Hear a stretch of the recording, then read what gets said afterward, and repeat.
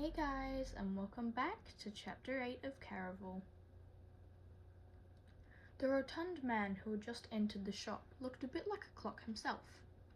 The moustache on his dark, round face stretched out like a minute and an hour hand. His shiny brown frock coat reminded Scarlet of polished wood, his brass braces of cable pulleys. "We weren't stealing," Scarlet said. You should only speak for yourself." The man's baritone voice fell several octaves as he focused two narrowed eyes on Julian. From dealing with her father, Scarlet knew it was best not to appear guilty. "Don't look at Julian." Yet she couldn't help but glance. "I knew it," said the man. Julian reached for Scarlet as if to push her toward the door. "Oh no, don't run out. I'm only kidding," the stranger called. "I'm not Kasabian. I'm not the owner. I'm Algie, and I don't care if your pockets are stuffed with clocks." "Then why are you trying to stop us from leaving?" Julian's hands were on his belt, one reaching for his knife. "This boy's a bit paranoid, isn't he?" Algie turned to Scarlet, but she was feeling sage-shaded colors of suspicion as well. Was it just her, or were the clocks on the walls ticking faster than before? "Come on," she said to Julian. "Tella's probably worried to death about us by now." "You'll find whoever you're looking for faster this way." Algie stepped over to the rosewood grandfather clock, opened its glass door, and tugged on one of its weights. As he did, the metallic puzzle clocks on the wall shifted. Click, clack. Their pieces snapped together, rearranging into a magnificent patchwork door with a notched count wheel in place of a handle. Algie waved an arm theatrically. "Today only. For a bargain price, the two of you can use this entrance, a shortcut into the heart of Caraval."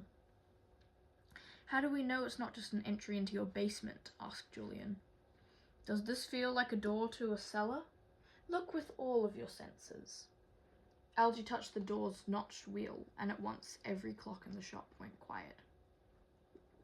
"If you leave this shop the other way, you'll be spit into the cold, and you'll still have to pass through the gates. This will save you precious time." He released the handle, and all the timepieces started moving once more.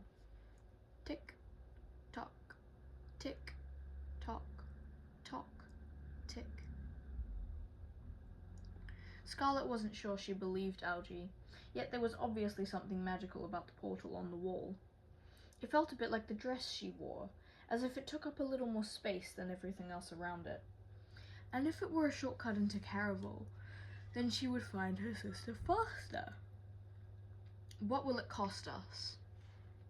Julian's dark brows slanted up. "You're actually considering his offer?" "If it will get us to my sister faster." Scarlet would have expected the sailor to be all for shortcuts, but instead his eyes darted around almost nervously. "You think it's a bad idea?" she asked. "I think the smoke we saw is the entrance to Caraval, and I'd rather keep my currency."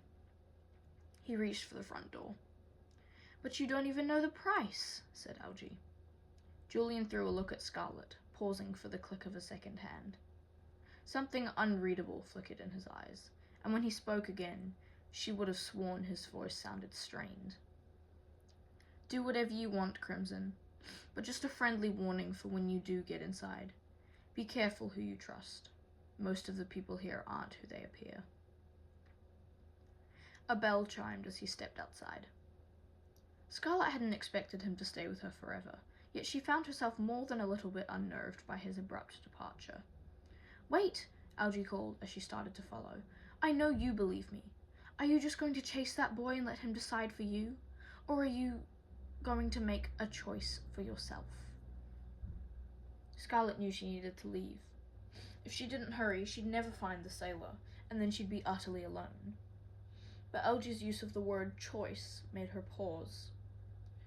With her father always telling her what to do, Scarlet rarely felt as if she had any genuine choices.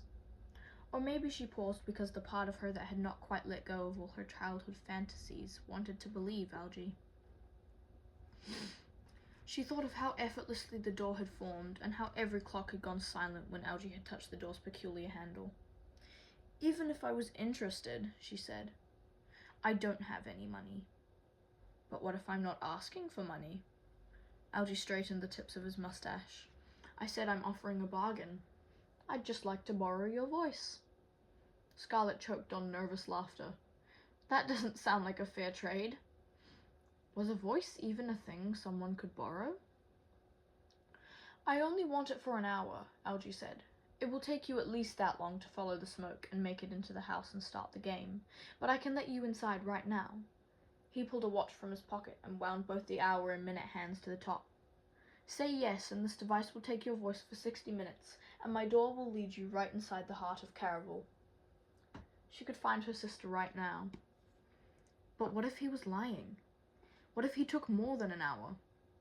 Scarlet was uncomfortable trusting a man she'd just met, even more so after Julian's warning. The idea of losing her voice terrified her as well. Her cries had never stopped her father from hurting Teller, but at least Scarlet had always been able to call out. If she did this, and something happened, she'd be powerless. If she saw Teller from a distance, she'd be unable to yell her name. And what if Teller was waiting for Scarlet at the gate? Scarlet only knew how to survive through caution. When her father made deals, there was almost always something awful he failed to mention. She couldn't risk that happening now. I'll take my chances with the regular entrance, she said. Algie's mustache drooped. Your loss. It really would have been a bargain. He pulled open the patchwork door. For a brilliant moment, Scarlet glimpsed the other side, a passionate sky made of melting lemons and burning peaches. Thin rivers that shined like polished gemstones. A laughing girl with curly spires of honey. Donatella! Scarlet rushed for the door, but Algie slammed it shut before her fingers grazed the metal. No! Scarlet grabbed the notched wheel and tried to turn it, but it dissolved into ash, falling into a gloomy pile at her feet. She watched hopelessly as the puzzle pieces shifted again, clicking apart until the door was no more. She should have made the trade. Teller would have done it. In fact, Scarlet figured that was how her sister had got inside in the first place. Teller never worried about the future or consequences. It was Scarlet's job to do that for her. So while she should have felt better knowing Teller was definitely in Caraval, Scarlet could only worry about what kinds of trouble her sister would find. Scarlet should have been in there with her, and now she had lost Julian as well.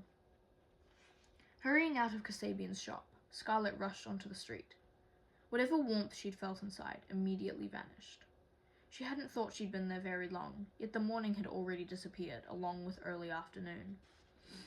The hatbox shops were now obscured in a din of leaden shadows. Time must move faster on this aisle. Scarlet worried she would blink and the stars would be out. Not only had she been separated from Teller and Julian, but she'd wasted valuable minutes. The day was almost over, and Legend's invitation said she only had until midnight to make it inside Caraval's main gates. Wind danced along Scarlet's arms, wrapping cold, white fingers around the parts of her wrists her dress didn't cover. Julian! She cried out hopefully.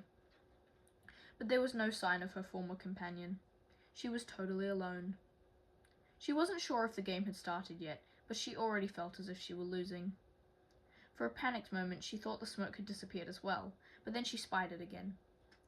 Past the darkened storybook shops, sweet-smelling rings of it still made their way into the sky, rising out of a massive brick chimney attached to one of the largest houses Scarlet had ever seen.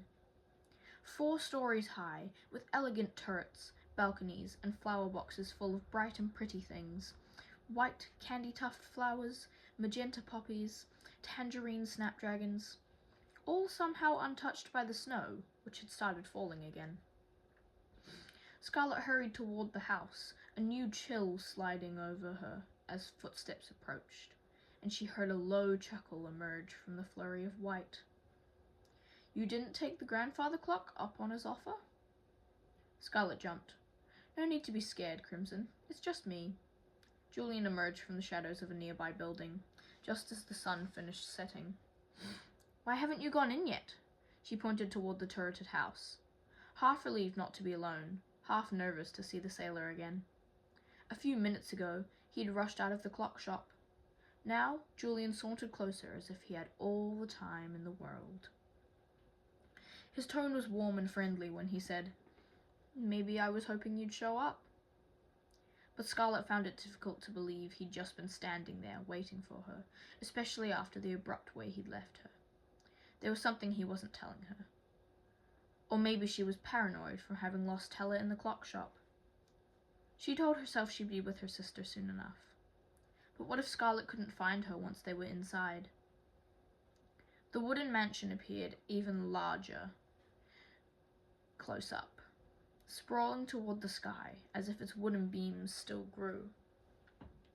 Scarlet had to crane her neck to see the entirety of it. A 50-foot tall iron fence curled around it, formed into shapes both vulgar and innocent. They seemed to move, even to perform. Prancing girls being chased by naughty boys, witches riding tigers and emperors atop elephants, chariots pulled by winged horses. And in the center of it all hung a brilliant crimson banner embroidered with the silver symbol of Caraval.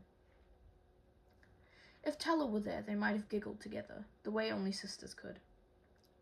Tella would have pretended not to be impressed, though secretly she would have been delighted. It was not the same with this strange sailor, who looked neither delighted nor impressed. After how he'd helped her that day, Scarlet had to admit he wasn't quite the scoundrel he seemed, but she also doubted he was the simple sailor he appeared. He eyed the gate suspiciously, the set of his shoulders tense, the lines of his back rigidly straight. All of the laziness she'd witnessed on the boat had vanished. Julian was now a boxed coil, tightly wound as if preparing for some sort of fight. "I think we should go farther down and look for a gate," he said. "But see that flag?" Scarlet said.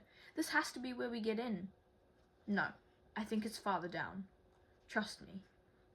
She didn't, but after her last blunder, she also didn't trust herself, and she didn't want to be left alone again. About 20 yards down, they found another flag. "This looks exactly like where we were before. Welcome!" A dark-skinned girl on a unicycle pedaled out from behind the banner, cutting Scarlet off. "You're here just in time." The girl paused, and one by one, glass lanterns hanging from the tips of the gate lit up with flames. Brilliant gold-blue sparks. The color of childhood dreams, thought Scarlet. "I always love it when that happens." The girl on the unicycle clapped. "Now, before I can let either of you find people through, I need to see your tickets." Tickets. Scarlet had forgotten all about the tickets. Don't worry, love, I have them." Julian placed an arm around Scarlet, tucking her unexpectedly close. And had he called her love? "Go along with it, please," he whispered in her ear, as he reached into his pocket and retrieved 2 slips of paper, both a little wilted and wrinkled from their dip in the ocean. Scarlet held back from saying anything as her name appeared on the first. Then the unicyclist held the other note up to one of the gate's candlelit lanterns. "That's unusual. We don't normally see tickets without names." "Is there a problem?" Scarlet asked, suddenly uneasy. The unicyclist looked down at Julian, and for the first time, her bright demeanor faded. Scarlet was about to explain how she'd received the tickets, but Julian broke in first, his arm pressing harder against her shoulders in what felt like a warning. "Caraval Master Legends sent it. The 2 of us are getting married. He gifted the tickets to my fiancée, Scarlet." "Oh!" The cyclist clapped again.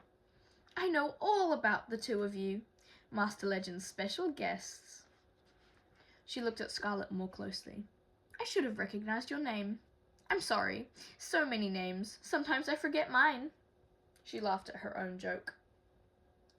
Scarlet tried to muster a chuckle as well, but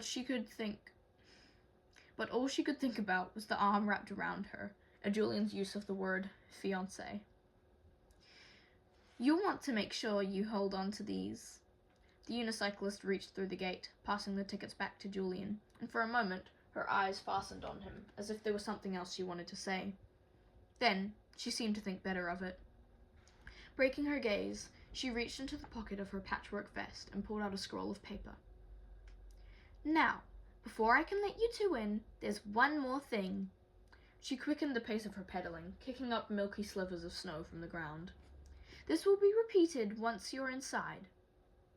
Master Legend likes everyone to hear it twice. She cleared her throat and pedaled even faster. Welcome, welcome to Caraval, the grandest show on land or by sea. Inside, you'll experience more wonders than most people see in a lifetime. You can sip magic from a cup and buy dreams in a bottle. But before you fully enter into our world, you must remember it's all a game. What happens beyond this gate may frighten or excite you, but don't let any of it trick you.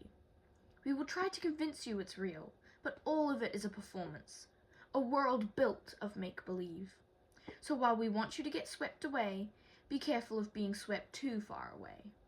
Dreams that come true can be beautiful, but they can also turn into nightmares when people won't wake up. She paused, pedaling her cycle faster and faster until the spokes of the wheel seemed to disappear, vanishing in front of Scarlet's eyes as the wrought iron gate parted. If you're here to play the game, you'll want to take this path. A curving lane to the girl's left lit up with puddles of burning silver wax that made the way glitter against the dark. If you're here to watch, she nodded right, and a sudden breeze swayed hanging paper lanterns to life, casting a pumpkin orange glow above a sloping trail. Julian dipped his head closer to Scarlet. Don't tell me you're considering just watching. Of course not, Scarlet said, but she hesitated before taking a step in the other direction. She observed the candles flickering against the full night, the shadows hiding behind the darkened trees, and flower bushes that lined the sparkling route into the game. I'm only staying for a day, she reminded herself.